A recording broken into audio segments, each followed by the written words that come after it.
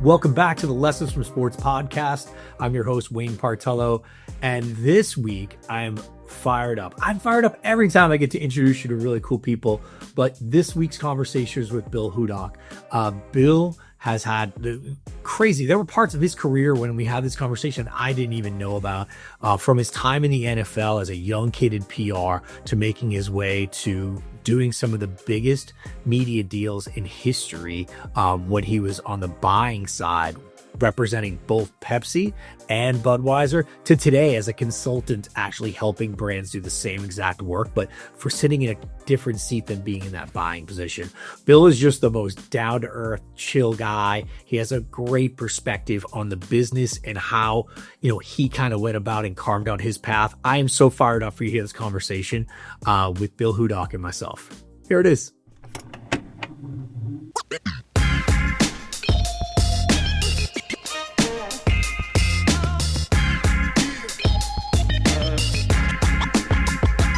All right. So as we dive in today with Bill Hudock, who, we met, at this point, 5 years ago, but we've crossed paths through mutual relationships for a long time, but probably 5 years ago, COVID. Pre-COVID. Listen, I think we've met at times over the course of our careers.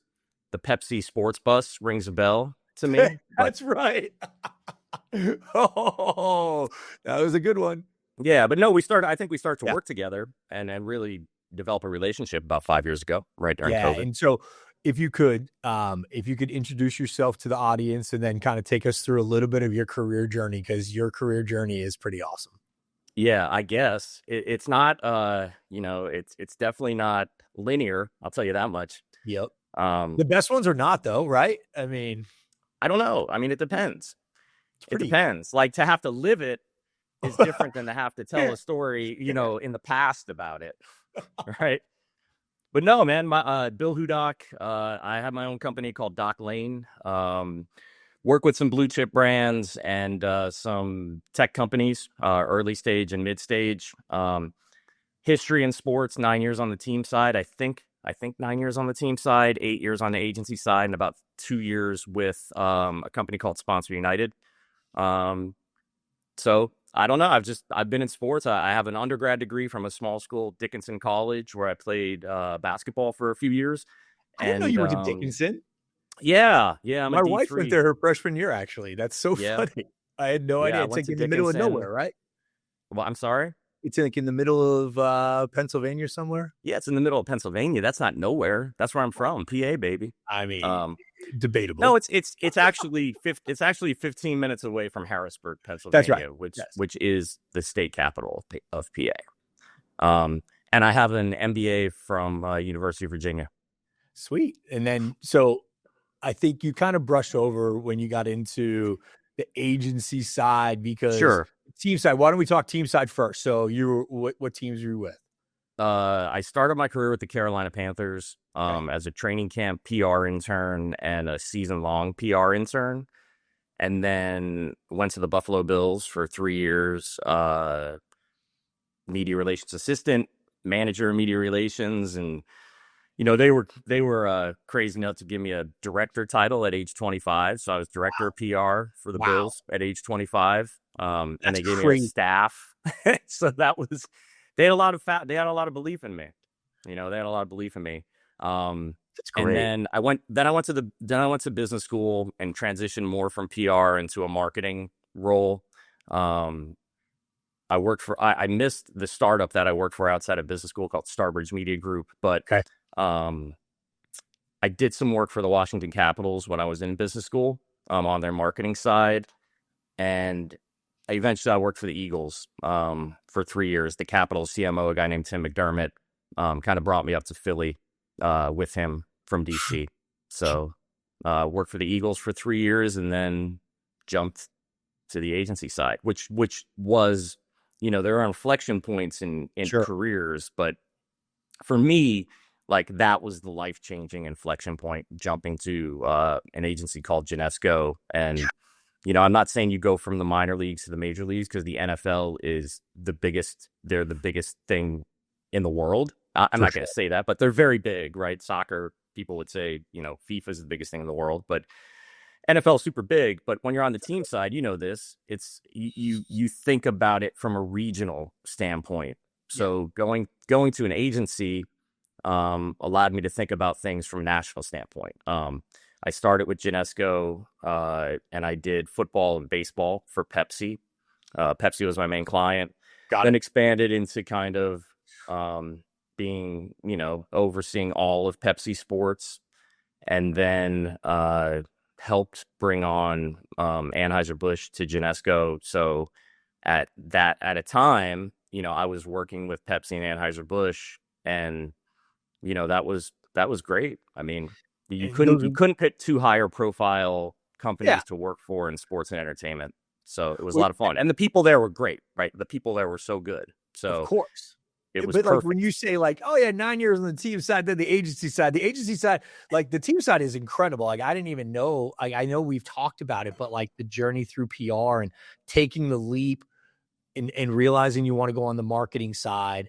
But then, you made some choices along the way. What went into like making those decisions to say, hey, I'm going to step back from PR at 25? You've already achieved a level of success that most people won't get to, right? At 25 years old, to say, hey, I'm going to pause right now because I want to do something different. What were you thinking at that point? Uh, well, I was thinking that I achieved the goals I had for myself, at age 30, and I achieved it at age 25. Right. So I am always the type of person that looks for challenges, like Yep. creates challenges. And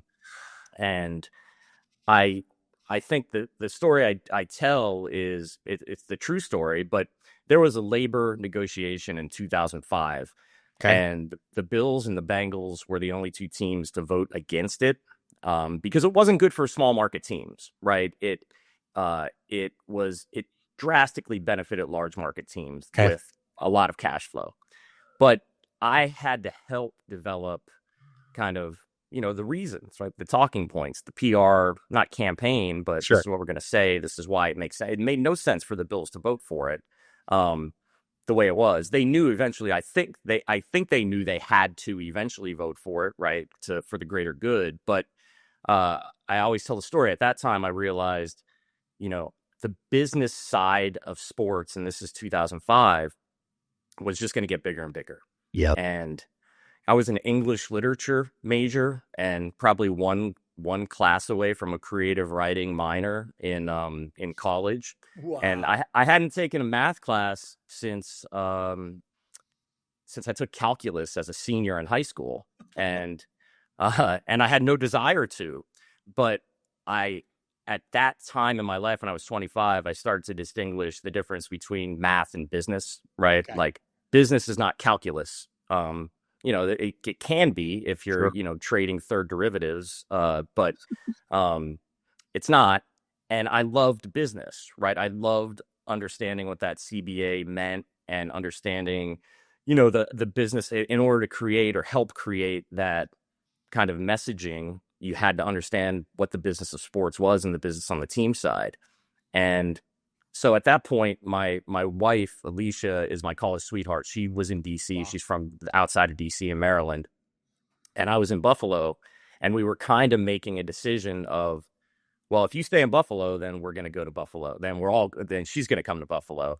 And I was kind of like, well, I want to examine, or, at least try to figure out if there's a path for me to, reinvent myself. So basically what I did was try and get into top 20 business schools. So I basically said, I don't know business in terms of the X's and O's. I feel like I have good business intuition, Sure. but I need the X's and O's. So the good part about Buffalo is not a whole lot happens when you're not in the playoffs from January to March or April for that matter. So I'd go to work, and then I went home every night, and my girlfriend was in DC, so I didn't really have. Get to I work. could isolate myself and Right. say, I'm going to learn this test, this GMAT test. Like I am going to study every night for 3 hours, and then I'm gonna, let it rip and see if I can do well enough to, to get me into to top tier business schools. That's And and I did. That's So amazing. I mean, but at that age, so many people, and we talk about this when I'm like coaching and mentoring people and the business side is reinventing yourself is not an impossible feat and probably a little bit easier to take that on at 25 years old, but you did it again, right? Leaving the team side I and mean, I think I am a big proponent of being ahead as opposed to chasing from behind. sure. And my paranoia with that, I will call it a paranoia because it Yeah. is like Yeah. basically not forces me to um to kind of always try to get ahead, but I think my biggest fear is being behind and having to chase whatever to catch up, or being surprised that, you know, I don't Uh-huh. know, that I'm a part of layoffs, or I'm always of the mindset where like you have to get ahead of it. You have to be ahead of it, because if you're not, then you're going to be surprised in a negative way. Because I do think people, they tend to buy, like, corporate cultures are great, and corporations are great at selling their culture, whether that's a team or a league or a brand or an agency, right? But the bottom line, and I think this is where my business school kind of helped me, like, the bottom line is, if the business isn't doing well, then, you're unnecessary, right? And even if it is doing well, but You may be there's a change unnecessary. of guard at the top or whatever. I mean, that happens. Like, that is the reality of life, is like you align yourself to certain people, and when those people either move or aren't in power or get let Yeah. go or whatever, like, you are definitely expendable. So I've never heard I it put that way though, like the paranoia of it all, but I think that's probably why you and I get along so well is similarly, like the radio business was what it was and you're like, I got to make a decision here. Like I'm so young, am I going to, or the business of sports was doing this and you're Yeah. looking at it going, God, it's an engine I may want to, attach my wagon to for a little bit here because you can really get in the weeds. But I mean, I think that's a really interesting way to put it, of just that situational awareness and being paranoid enough to never want to be playing from behind is exactly Yeah, right. yeah. I mean, listen, I think it's the way, I mean, how long did it take us for me to say these two letters? But like, it's the way for AI right now. Yeah. Like, if you're not embracing it, you're going to be chasing it at some point. And like, that is not where you want to be. It just isn't. So like, to every new technology, there are, people who deny that technology will be useful or will have a strong impact. But like, I say it all the time. In 2003 and 2004, people would be like, people are never going to read newspapers on the internet. And now people don't even read newspapers, right? So it's like 100%. the shift of like, there's holy shit moments of like, okay, well, this is real, and I'm either going to embrace it. And that's technology in general, Sure. but I'm either going to embrace the change and try and, be knowledgeable, but be a leader in it, or I'm going to be chasing it. Just like, you chase jobs after you're let go because you never thought you were disposable, right? And And I've you never chase thought that skills. about me, right? Yeah, and Like, you chase skills that you didn't put the time in, and that extra time when your girlfriend is living in a different city and you have the time to go learn and get better, especially at a younger age. So many people just ignore those opportunities, and then you are chasing. I mean, that you reminded me of a story of this I did when I was working in radio, telling radio personalities, "Hey, this is why you need to get on Twitter because Twitter, the audience is moving. There's influence in yeah, this space." and had a very prominent radio personality and their staff be like, that's not what you pay us for. You pay us to talk on the radio, not to do this Twitter thing. Well, when their contract was up and it was 5, 6 years later, the first thing they did was get a Twitter account because they had no way to communicate with their audience, where they would have had to build up this massive following, but they ignored it because that the technology, no. People listen to the radio. They don't go on their phone and get the information and entertainment. It was like, okay, we'll see how that turns out. Yeah, I mean, I think it's I mean, I went to business school at the perfect, well, it was the perfect time to learn, because it was the intersection of a lot of new content delivery methods, Sure. right?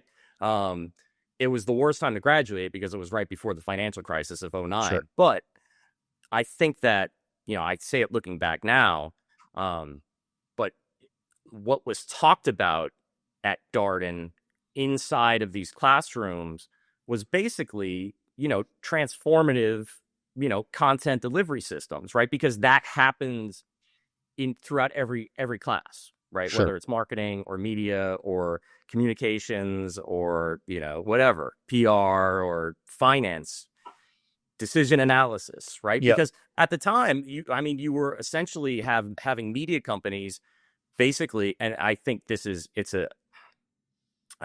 a good correlation or a relevant correlation, in that all the power of media companies used to be in assets for delivery of content, right? So like the only way you can get content to someone is if you owned a studio and you had, whatever, right? And then that went away, where if you had a phone or or an internet connection, you could deliver content. Mm-hmm. And that, spiraled. And I think, the correlation I make with AI is it's similar, right? It used to be like, you need an expert to do this, and you need whatever to do this, and so is going to take 5 days to give you a PowerPoint deck. And now it's like, well, you hit a button and it's pretty good. Is it great? I don't know, but it's pretty damn good. Getting better, right? Like every day. Yeah, and it will better.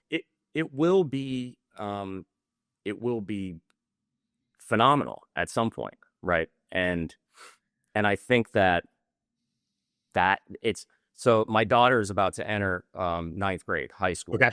And I tell her all the time, like, man, this is the perfect time to be entering 9th grade, because by the time you're a senior, this is going to be fleshed out enough where you're going to start to see that, like, these are the new jobs that are coming up, not the old jobs. Correct. So correct. And it's like, schools are suppressing, like, the school district that we're in is like, you can't use AI, you can't use this. I'm like, listen, you need to use it, but you have to use it responsibly. I'm not going to, it's the same as when we were kids, they wouldn't let us use certain tools to get a calculator. You can't use a calculator. You need to learn this, because you're not going to have a calculator in your pocket everywhere you go, Wayne. Well, yes. Yeah, I am. Actually. Yeah, I know. So and it's like, it's the same thing. It's statistics, right? People still teach statistics, and they teach like theories behind statistics. And it's like, these are all Excel functions, right? I don't need to know this. I need to know the real world, the way to use it in the real world, right? I don't need to read, 300 pages of statistics to understand how to model in Excel, right? I mean, you go back to like early days when I was working in radio, we would get these interns from like Emerson College who would come in with the philosophy of communication and all of this. I'm like, great. Like, I hear you. Here's the deal. We've got to sell advertising. Business. Like, you can go across the street and pontificate all you want, but today we have to drive X amount of revenue to afford to keep this thing going. And you start to apply it. And I think radio for me was, that just getting dropped into an industry that was getting flipped on its head and having to reinvent itself over again. Listen, and I mean, I think I don't want to, like, shit on statistics or the theory behind things or whatnot, but I do think, because I do think those things help, like, your brain is a muscle, right? So they do help with critical thinking, with kind of dissecting what's important and what's not, with understanding like where everything came from and just not taking it for granted, right? They they do that. But Sure. I think when I was growing up in college or high school for that matter, there wasn't a lot. They never got to the real world part of it, Correct. and Correct. that was my issue Well, with it. that's why school didn't work for me, because I was all Yeah. about the application. If I could learn hands on, I was all about it. But the theory of just never really stuck with me, and memorization's not my game. So like I didn't do really well. Where like my wife is an incredible student, right? She became a teacher. She's an incredible student. I was not that. But in business, I can apply things and try to figure out how. I have one. This is because you brushed. So we talked teams and we talked, the education process. We It's didn't just get a conversation, Wayne. It's just a I love it, but conversation, man. there's something for me that, from a marketing and business perspective, is at one time you were handling two of the largest brands in sports marketing with Pepsi and Budweiser. But Yeah, I was from a working with them. Yep. I Right, was right, yeah, yeah. definitely working I'm with them. sorry, yeah. Yep. You were working with them on their advertising and their placements and their Yeah, activations and it was sponsorship. really what I did was sponsorship Right. strategy and team league negotiation. Yes. So That's you said it what better I than did I for them. Okay, so one of those, right, at that time was, and still probably to this day, is the king of beers, is the predominant powerhouse in the space, right? By And far. Yeah. right. And Pepsi has always been known as the challenger brand to Coke. So you're coming at it. That to me is like one of my favorite things that I get to do at Quento, is work with different brands in different stages. You're doing it now with your business. Yeah. How what were the differences, and what did you look at in deals that really, obviously that was exciting, but like how did you go about handling each of them differently? Well, I think one of the things that gets lost when people say, "Oh, I want to work in sports and I want to work in sponsorship," whether they're buying or selling it, is whether you're buying or selling a sponsorship, you have to try and figure and develop something that meets brand goals, Yeah. brand and business goals. And I think that, if you can do that well, you can work across industries, brands. If you can distill what the brand's goals are, because they're hard sometimes, right? And Sure.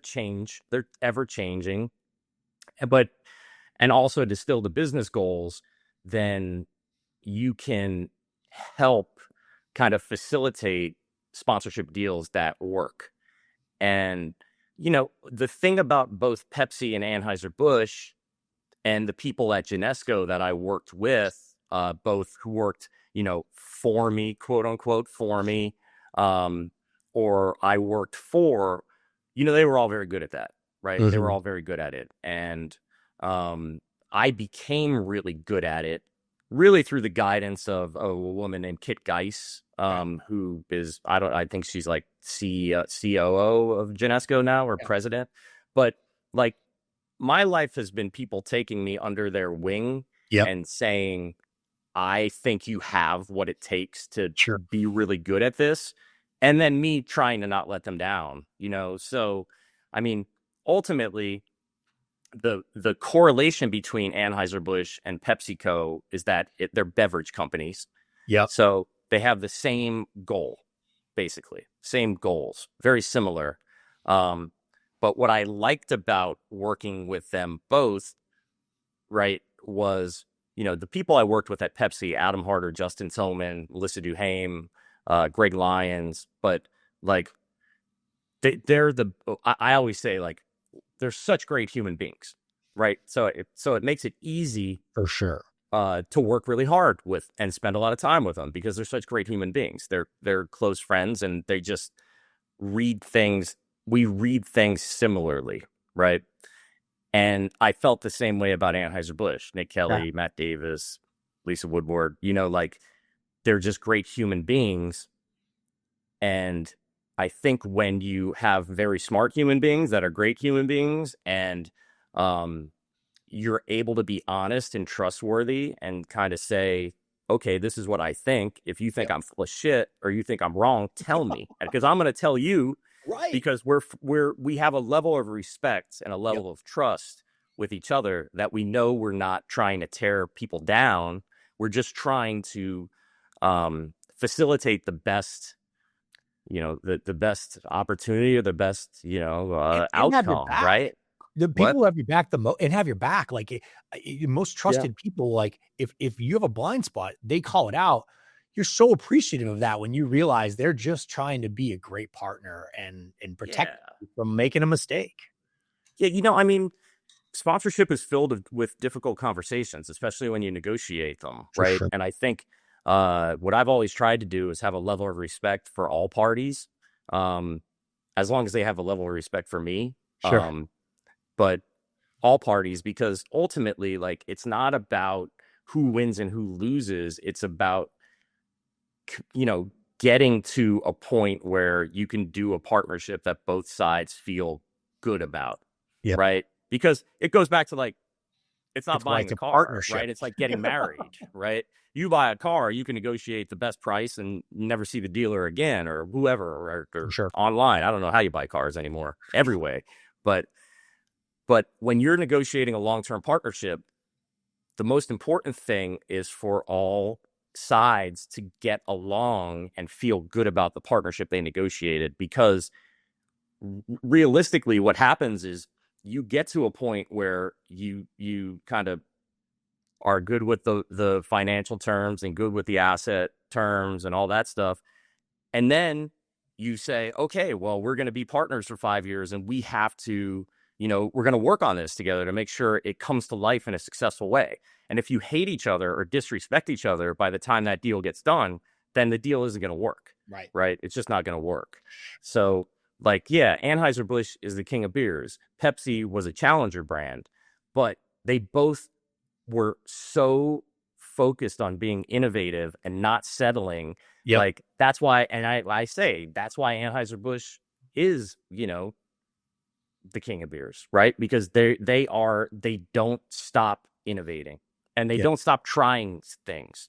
Sometimes that works great, sometimes that's Sure. terrible, but you don't know it unless you do it. And I think that was that was one of the differences, or the main difference between Anheuser-Busch and everybody else that I've worked with is, I mean, it hurt them at times, hurt them big time once, but there wasn't a lot of layers. Like, Okay. it was, if you thought something was a good idea to do, like, you convince one person and it's a go, Oh right? wow.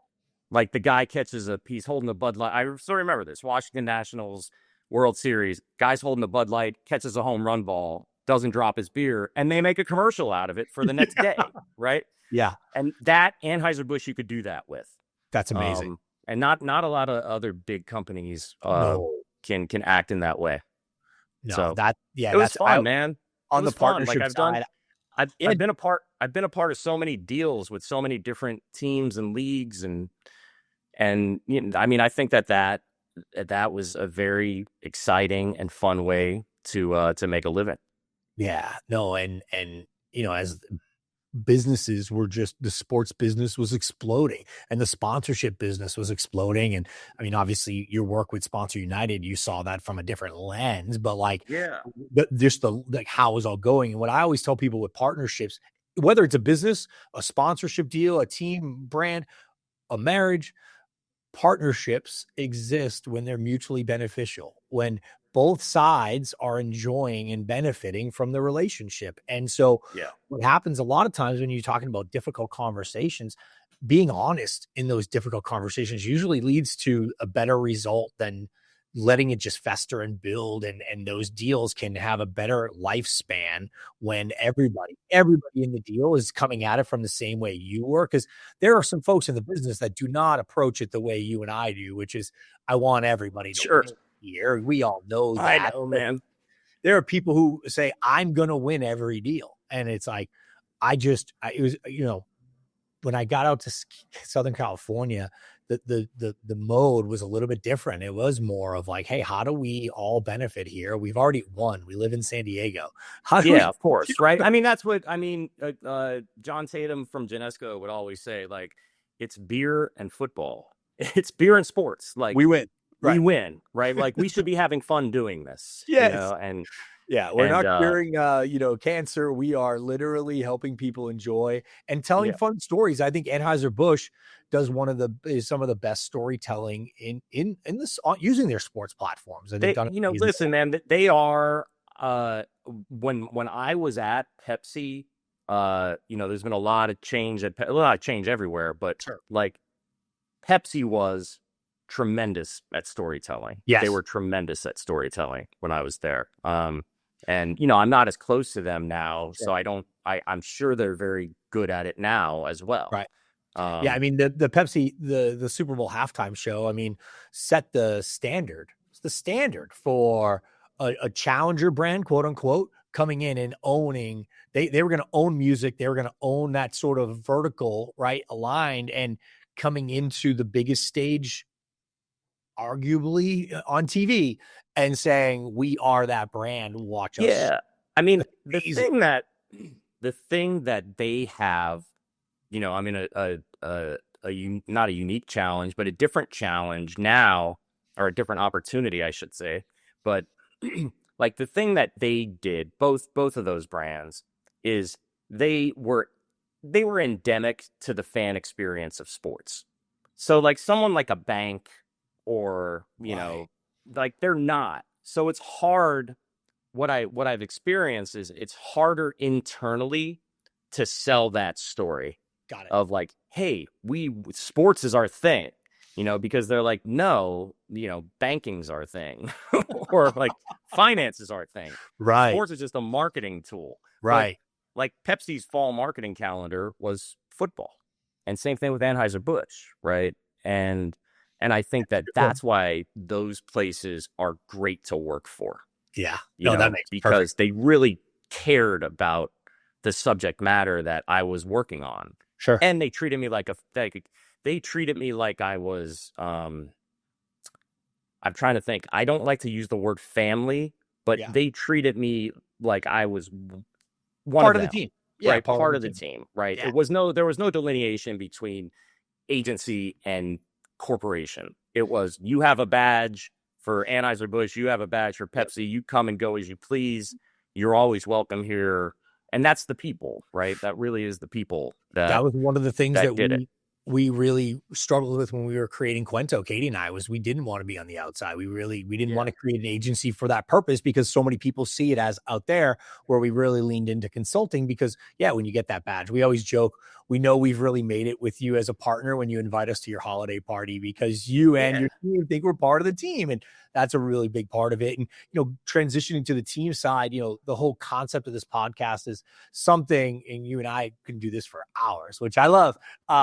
Is a lesson from sports, something that, whether it was from playing sports, working in the sports industry, working adjacent to the sport, all of the things, but something that you took from a game that has helped you find happiness and success in your life. Something that I took from a game, or Yeah, from well, a, something you took from sports. So the lesson from sports that you've used to, that you've applied in life and business. I mean, the lesson. So, I mean, as a player, that's a whole different thing. But I was fortunate to be in football PR in the start of my career, and it was funny because I was just kind of scrolling through something, and Bill Parcells' Hall of Fame speech came up, and he talked about the locker room and how the locker room of a pro football team is basically, like it's like an ecosystem of everything that is good and bad about Yeah. society, right? But um but I do think starting in football PR and spending a lot of time with players and coaches and general managers, I think one of the things you realize is, uh like, these are the best at what they do in the world. And Right. there's only 53 spots on each team. So if you don't hold yourself to the same standard that they hold themselves to, then you don't belong there. Right. And I think that Great. that's what I start to see a lot in people who are like, I want to work for a team. Well, yeah, you can, but the people who are on the field, and the people who are in the front office, and the people who are team presidents, like these are the best people in the world at what they do. Yep. And you have to have that mindset when you walk into a locker room. The second thing, and this is the thing that I carry the most through me, and I think it's the most with me, and I think it my upbringing helped with this, but like one, everybody's just a person.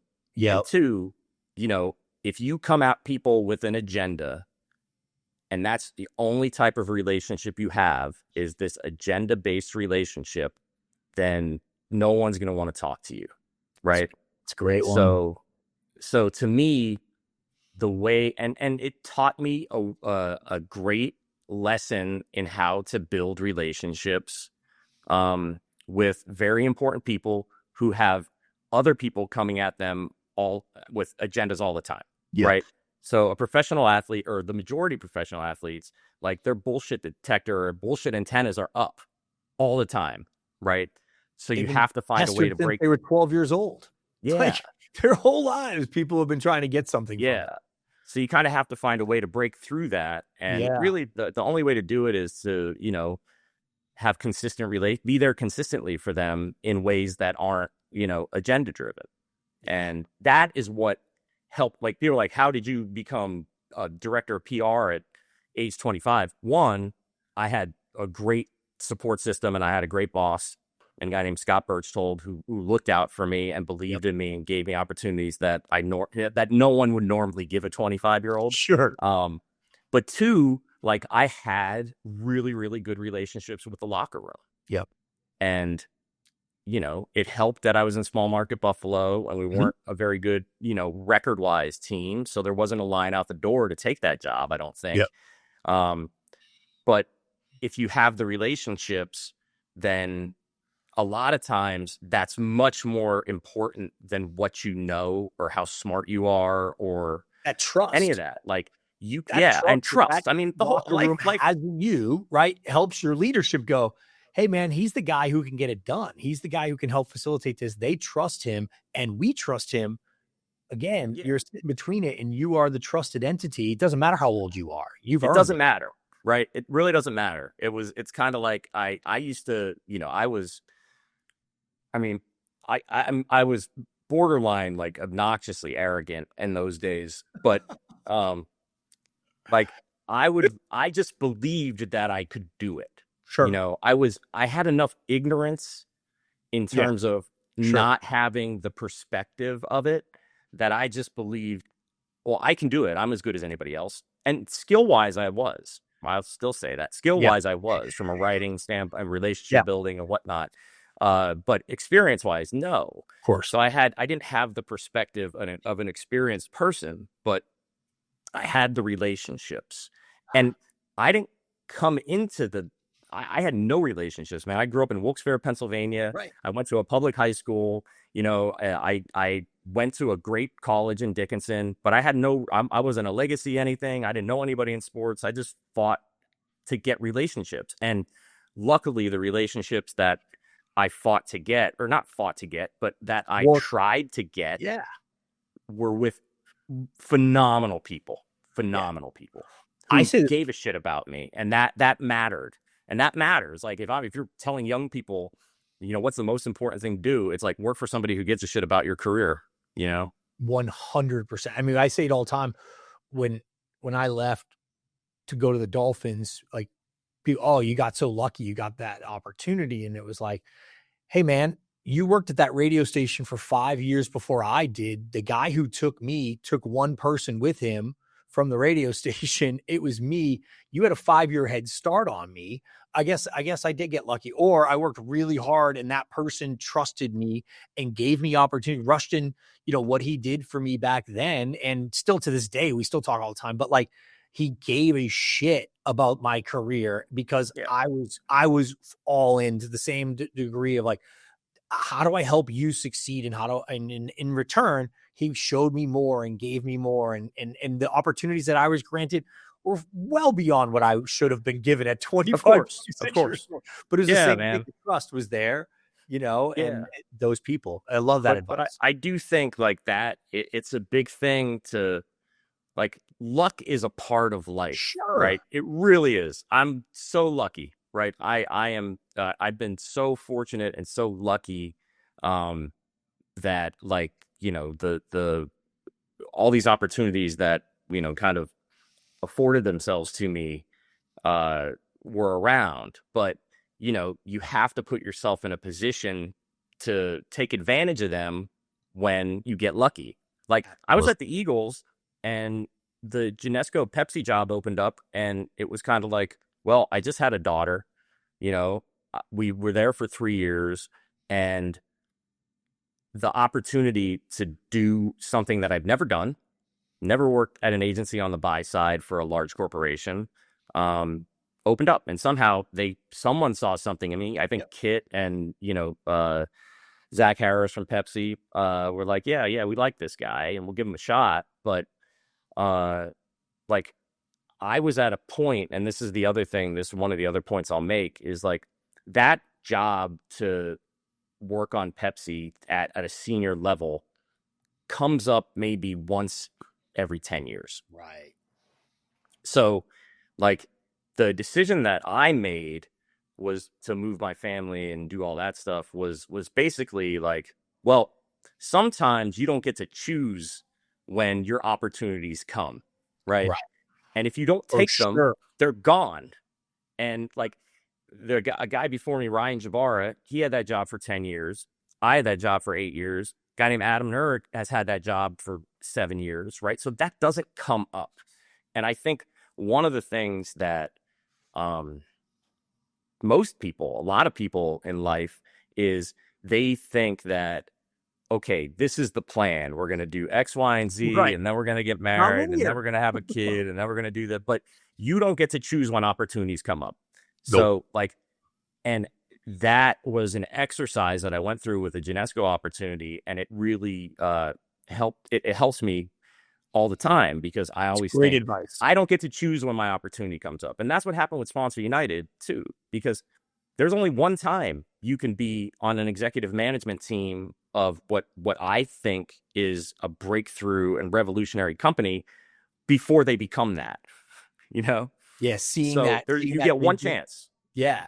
I mean, we took the job in Miami. My wife was 5 months pregnant with our first kid. Same thing you were, right? You're Yeah. like, this is the worst time for us to leave our entire family behind us and Yep. go to Miami. But the NFL knocks and my boss goes, it's the one shot I've got at this. And same thing. We just bought our house in Miami when my boss Mike moved to San Diego. It's the worst time to move. We just bought a house. It's like, this I is know, man. I second know. I kid. know it. You don't leave right now. And it was like, it's an opportunity to go get the job I've dreamt of. And I love that advice. I had like, again, things I think about all the time that I hadn't heard put that way. Like you don't have a say on when opportunity is going to knock, You don't. You really don't. And I and it's think not going to knock again. no, Like I mean, that's listen, it could, like, I've sure. always thought, but certain opportunities only arise every now and then, right? Yeah. And especially in sports. So, like, when I was young, in college or whatnot, like, I was ready to move wherever. I didn't care where I had to go because I knew that there are 32 teams in the NFL, and I was training to be an NFL PR person. Right. So two jobs opened up, Buffalo, San Francisco. And, I was like, I literally went, I mean, this is the funny part of my story is I went to Carolina. I had, this, year-long internship, and Bruce Spate, Ted Cruz, Stephen Drummond, Charlie Dayton, all like really, really like this guy, Jeff Mueller, who's a video guy at the Bills now, like they did treat me like family. Yeah. So they are the closest thing to family because I moved from Pennsylvania Yep. to Charlotte, right? And they did. But at the end of it, they were like, well, we don't have a job for you, but we'll get you in front of any job that's open. Amazing. And true to their word, they did. And, it was Buffalo and San Francisco. But my internship with Carolina was up.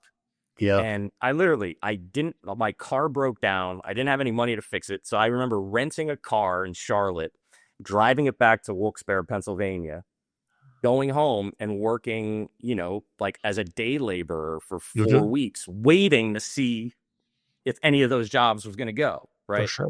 For And, sure. Buffalo called first and felt right. That's But, amazing. All but right. that, like, those are the things that, Yes. that's everybody's story. And you have the decisions to either, just move on from those opportunities or take them, but Yeah. it's not always hard. It's not always easy. Like, the path is, there's always adversity in any career path. Yeah. And I think that, the people who are okay with that and okay with risk and okay with understanding, like, hey, like, my 20s are my first contract or my minor league contract, and I have to, That's it. like, build until I start to actually monetize my career. I think those are the people that everyone wants to hire. Yeah. No, So everybody's like, oh, there are no jobs, and there are no jobs, and I'm on LinkedIn and no job. Well, find out what you're passionate about and go make it happen. And that's easy for me to say as, sure. a middle-aged white guy, right? It's easy for me to say that, right? But I think there are people out there that are doing that.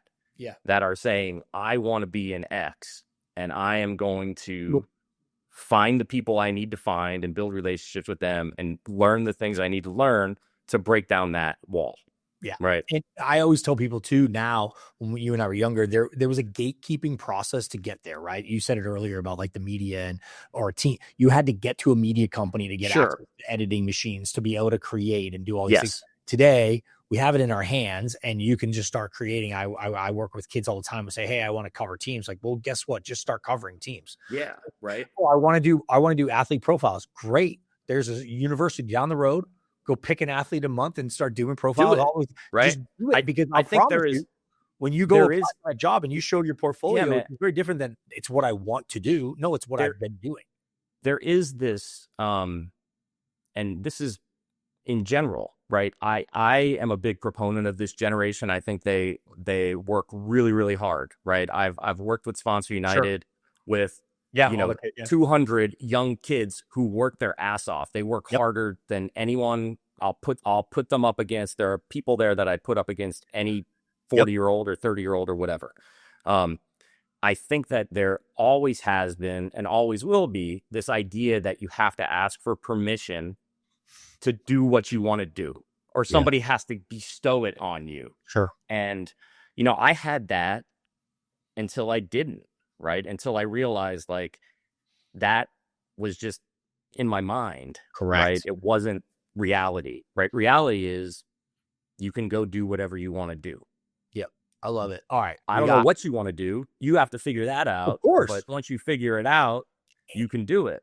And by the way, if it's not right, then you can always pivot back. You can make another move. Man. And there are moves to be made. All right. We're going to go hot seat, fun, rapid fire question. I know we're up against time, so you and I could chat forever. Here we go. Sure. The best deal you ever negotiated? How, from a money standpoint or a fun standpoint? I mean, listen, the best deal that I have ever been a part of was the PepsiCo Madison Square Garden deal. It was shifting that building from Coca-Cola, who was there since the building's inception. But I think the people who were involved in that negotiation, it was a major thing at the time. Yeah. And I think when I talk about, hey, both sides, on a team side and a brand side and agency side, all of those sides have to come together and work together to make it work. Like Ron Skatarczak, Michelle McGoldrick, Rachel McMonagle, Evan Frankel, right? Like, they're all just great people, right? Yeah. I'm name dropping. Paul Danforth was involved in that, right? Yeah. So, like, awesome. And on the Pepsi side, from Indra Nooyi to Al Carey to Adam Harder, like Justin, I mean, it really felt like it was an epic thing when it happened. Yeah. So that is the deal that I have the fondest memories of. Those are great. Favorite vacation spot? Your area, man. Laguna Beach. Yeah. Like, I think from Manhattan Beach to Dana Point is just, I mean, you can skip over some of them, but you Sure. don't have to, right? Like Yeah. to me, that is where I feel um most relaxed, I would say. Most comfortable, most relaxed, best good about life, like I feel good about life when I'm there. Yeah, we feel very fortunate to live where we live, and we travel with the kids, and we were away this weekend, and they were like, it'd be nice to go home. Like, you Yeah. know what? You're very fortunate Yeah. that you get to say that in November, because where I grew up, you're like, oh, it's gonna be cold when we get home. So, Yeah, I know, man. um, I know. I love where I live. I love Connecticut. I love Stanford and yeah. Fairfield County, but I love Southern California. What's your favorite sport to watch? Baseball. Best Pearl Jam show you've ever seen? That's personal. That one is Man, I know that's your sweet spot. it's hard, man. It's hard. It just I knew of is. the It's whole thing. hard This one was gonna get you for a bit. because I've seen so many in different facets and different time frames. Here's what I'll say. Uh, take the take people your people the people I'm with out of it. Is I had a kind of an inkling that just the way they were acting, that this last tour would be the last time that they played together as the band they were. Okay. And on the date that I launched Doc Lane 3.5 years ago or whatnot, it was like May 16th. That was their last show, and it was in Pittsburgh. And something was just kind of like driving me to go Yeah. to that show. So I did I did what I would call a day trip. I flew in the morning and then flew the next morning, but I Yep. did it solo because I know I like everybody who likes Pearl Jam is my friend as far as I'm concerned, right? Everybody. And I Yep. was in the pit, and they played for like 3 hours, and it was Matt Cameron's last show. So when I left there, I felt like I had witnessed, the ending of something, Mm-hmm. right? So it was special because it was the beginning of it marked the beginning of my company, kind Mm-hmm. of, the anniversary of my company, Yep. but it also marked the ending of, Matt Cameron as the drummer for Pearl Jam. Yeah. But I mean, I could talk about Pearl Jam shows until I could talk for 5 hours about them. I So love it. All right, we're gonna wrap up segment 4. Pretty easy. We've done a lot of it in this episode, so I don't sure. know how much more we can of value we can provide. Um, Somebody says today they want to get into the world of partnerships and sponsorships. What advice do you give that kid? Work for your athletic department in college. That's the advice I always give everybody. Work Okay. for your athletic department in college, and then and then get internships. Find people who work places that you think you might want to work, and just reach out to them. You don't have to reach out to the SVP of somebody. You just, Sure. like, every college has people who work in sports. So Yeah. find the alums of your college, talk to them, ask them for advice, right? I think the biggest step is, and this goes back to like a sales step. It's one, initial outreach to the right Yep. person, and then following up, right? Like, I can't tell you how many people reach out to me once, and I'm like, yeah, let's set up a call or whatever, and then I lose track, 100%. right? But the persistent ones can get me or get whoever, right? So I think be persistent, work for your Smart. athletic department if you go to college. If not, figure out, a way to, get experience in it. But if you're in college and you don't work for your athletic department, it's pretty hard to tell the story that you want to work in sports. I think. Absolutely. I love it. All right, So final thing. And you know me, we always end on a positive note and a happy sure. note. And what's the best part of what you do today? The people I get to work with. The people I get to work with. I love the people I work with. I think that's the best part of having your own, having the say Yeah. running your own business and having the say. I mean, I started a company because one, I understood that what I was best at was being more of like a wingman or an advisor or someone who was, in the room that had experience and could put perspective on problems, Sure. right, and help solve them. But I set out to start my company. It's based on the street I grew up on, and there was a house in the street that I grew up on, Dock Lane, and there was a little alley, a little shit alley, in Wilkes-Barre, Pennsylvania. But that one house was my buddy's house, and everybody went there, and it Yeah. was always open, and the door was never locked. And if no one was home and somebody wanted to play video games, they could go and play video games, right?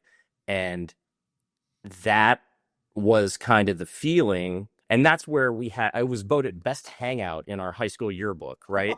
And it was, but it wasn't, there was nothing like nefarious going Right. on there. It wasn't like, we're going to go here because we can drink here or anything. It was more of like, we were going to go there because everybody went there and it was welcoming, and you always felt like it was a place that friends congregated to.